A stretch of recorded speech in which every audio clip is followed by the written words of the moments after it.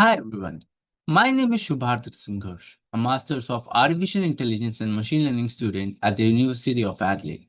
Today, I'm presenting my Part B progress update for my capstone project named Learning Action Conditional World Model for Autonomous Navigation in Robotic Systems, supervised by Professor Pengshi and Dr. Bing Yang. The headline for the term is a shift from simulation to the real world. I'm transitioning data collection to the Unitree Go2 for a higher fidelity world model training.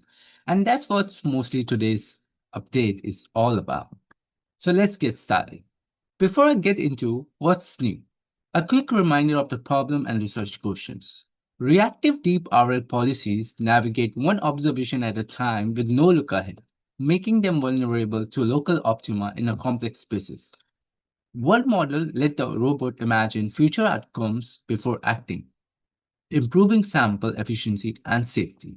The gap I'm addressing is basically a lightweight world model remain under-tested for real robot navigation, not just the simulation benchmarks.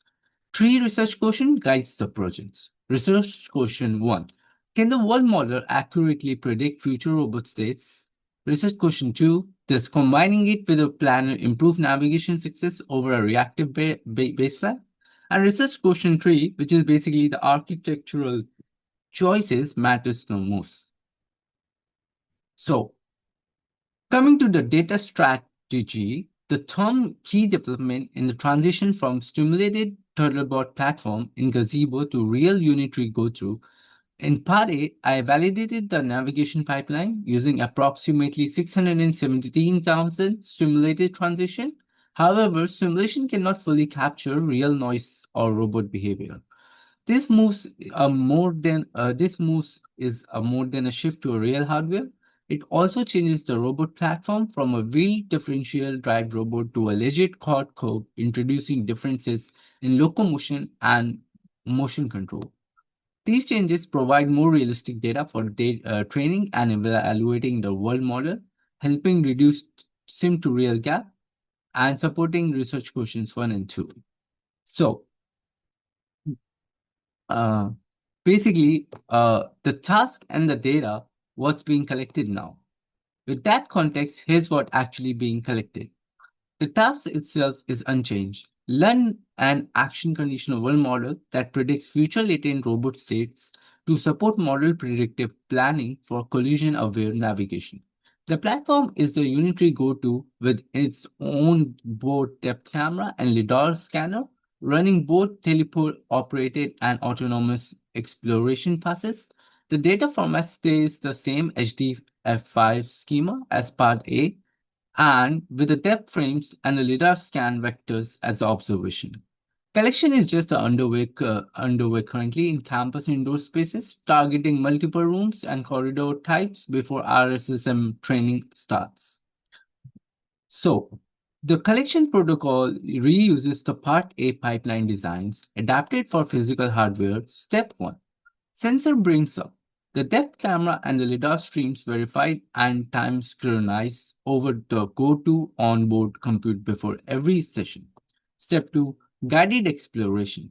Teleoperated and semi-autonomous passes cover the corridors, open rooms, and obstacle-dense areas, mirroring the Part A exploration policies.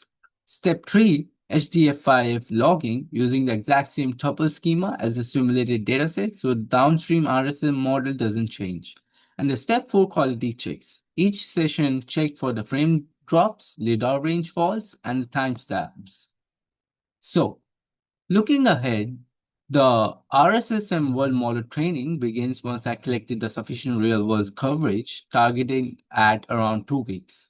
The architecture is carried straight over from the proposal, a CNN encoder mapping depth frames to a latent vector, GRU dynamics with casual self-attention predicting for the next latent state, an image decoder for a reconstruction supervision, and a reward prediction MLP. Trained with a combined reconstruction KL regularization and reward loss using ADAM-W uh, and a cosine scheduler.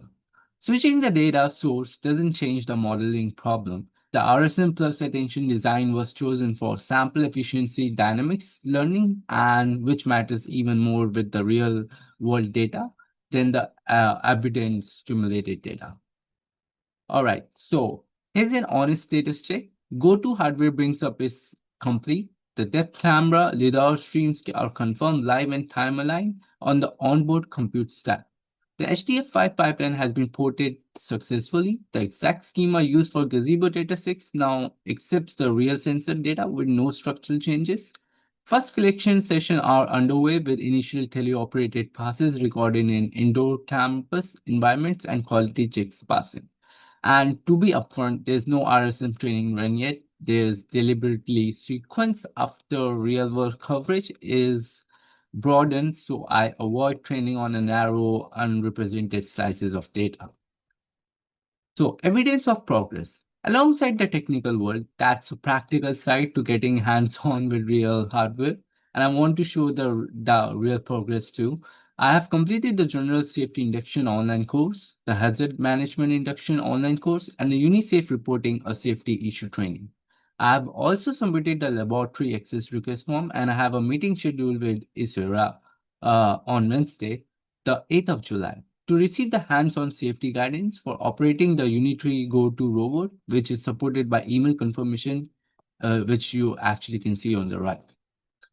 The most important risk right now is real-world environment variety. With collection only just underway, sessions so far cover a small set of indoor layouts, and risking a world model that overfits to a narrow environment distribution. Really, the same imbalance class risk I flagged for the cluttered map issue in part A, just in real world form now. Anyways, my mitigation plan has three parts. Expand the collection to a deliberately varied set of rooms, corridors, obstacles, density before locking the training set. Track the environment type balance explicitly in HDF5 metadata so coverage gaps are visible rather than discovered late. And if variety is still limited by 2 weeks mark, begin RSM training on available data, which continuous collection in parallel evaluating per environment prediction quality separately. Um, to make the changes concrete, here's a side-by-side what I've changed and what didn't. Platform. Simulated Turtlebot tree to a physical Unitree Go2 sensors. Simulated depth and laser scan to a physical depth camera and LiDAR environments. 5 procedurally generated maps to real door in spaces. Still expanding and volume so far 617,000 transition complete in part A versus collection just started in part B, and so on.